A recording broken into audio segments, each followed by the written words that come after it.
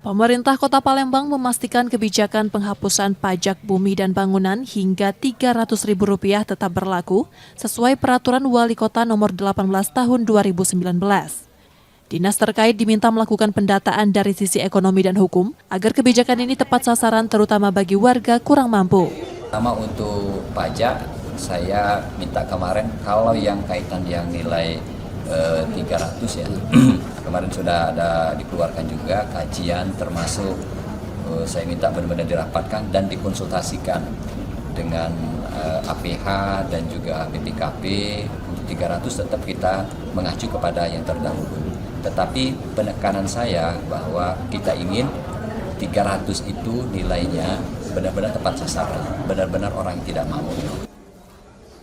Sementara itu, rencana penghapusan PBB hingga Rp500.000 masih dikaji dan akan dikonsultasikan dengan aparat penegak hukum serta Badan Pengawasan Keuangan dan Pembangunan. Nur Muhammad, Kompas TV, Palembang, Sumatera Selatan.